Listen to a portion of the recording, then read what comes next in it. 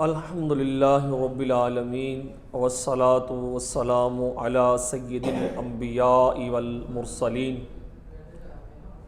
السلام علیکم ورحمۃ اللہ وبرکاتہ۔ میں آپ کا میزبان محمد آصف نورانی، احباب ذی وقار، آقا نامدار، مدینے کے تاجدار، باذن پروردگار دو عالم کے مالک و مختار صلی اللہ تعالی علیہ وسلم نے ارشاد فرمایا کہ جا کے مکہ کی گلی کوچوں میں اعلان کر دو کہ صدقہ فطر واجب ہے۔ حضرات ذی وقار، صدقہ فطر کے بارے میں پیارے آقا نے ایک اور جگہ ارشاد فرمایا، صدقہ جو فطر ہے وہ واجب ہے، اور اس سے فرمایا جو روزے کے دوران جو فضولیات بکی جاتی ہیں، ہو جاتے ہیں، ان سے حفاظت ہو جاتی ہے۔ پھر فرمایا صدقہ فطر جو ہے وہ جب تک بندہ ادا نہیں کرتا تو اس کے روزے اور نمازیں جو ہیں وہ آسمان کے درمیان اسی طریقے سے رکے رہتے ہیں۔ لہٰذا ایک دن کا بھی بچہ ہے اور گھر کے جتنے بھی افراد ہیں ان سب پر ہی صدقہ فطر واجب ہے۔ اور صدقہ فطر واجب ہونے کی ایک اور مثال یہ بھی ہے کہ جن احباب پہ زکوٰۃ واجب ہے ان پہ صدقہ فطر واجب ہے، اور صدقہ فطر جو ہے وہ ہر مسلمان کو ادا کرنا چاہیے۔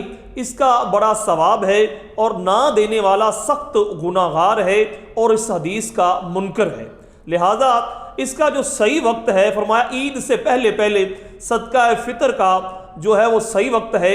ایک وقت میں حضرت سیدنا عثمان غنی ذو النورین رضی اللہ تعالی عنہ آپ صدقہ فطر ادا نہ کر سکے، اور آپ نے عید کی نماز پڑھنے کے بعد صدقہ فطر ادا کیا، ایک غلام آزاد کیا، تو آقا نامدار مدینے کے تاجدار صلی اللہ تعالی علیہ وسلم نے ارشاد فرمایا، اے عثمان غنی، اگر تم 100 غلام بھی آزاد کر دو تو جو مستحب اصل ثواب ہے، جو وقت پہ ثواب ہے، اس کو تم پا نہیں سکتے۔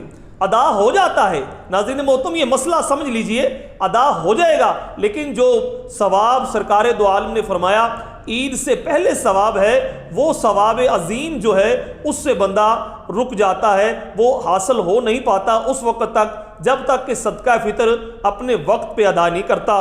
تو لہٰذا ہمیں چاہیے کہ ہم صدقہ فطر ادا کریں۔ اور پھر فرمایا یہ صدقہ فطر جو ہے یہ غریب لوگوں کی خوراک ہے، غریب لوگوں کی خوراک ہے۔ جس طرح آپ اور میں بڑے اچھے طریقے سے جانتے ہیں، ہمیں کوئی بھی نہیں کسی وقت بھی ہمیں یہ چیز گوارا نہیں گزرے گی کہ عید کا سماں ہو اور ہماری گلی ہو، ہمارا محلہ ہو، ہمارا گھر ہو اور گھر کے بالکل قریب ہو، اور اس گلی محلے کے اندر ایسا کوئی غریب فرد پایا جائے جو ایک وقت میں بھی صحیح معنوں میں صحیح اچھے انداز میں کھانا پکا کے نہ کھا سکے۔ فرمایا ان لوگوں کو اپنی خوشیوں میں شامل کرو، اسی لیے آپ پہ صدقہ فطر کو واجب کیا گیا ہے۔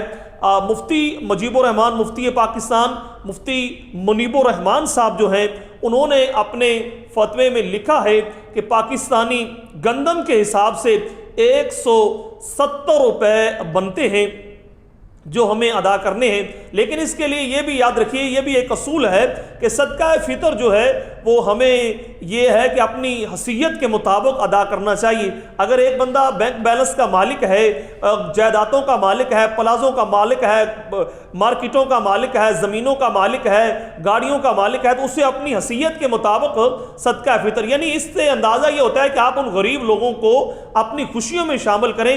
آپ کو صدقہ فطر جو ہے وہ گندم کے حساب سے دینا چاہیے، اگر آپ امیر ہیں تو آپ کو کھجور کے حساب سے دینا چاہیے، کشمش کے حساب سے دینا چاہیے، جو کے حساب سے آپ کو صدقہ فطر دینا چاہیے۔ لہٰذا میں سب سے یہی پرزور اپیل کروں گا کہ صدقہ فطر جو ہے اس کو ضرور ضرور جو ہے ادا کریں۔ اللہ رب العالمین ہمیں دین مبین پہ عمل کرنے کی توفیق عطا فرمائے۔ میں آپ کا میزبان محمد آصف نورانی ایک نئے سلسلے میں آپ کی بارگاہ میں پیش ہوں گا۔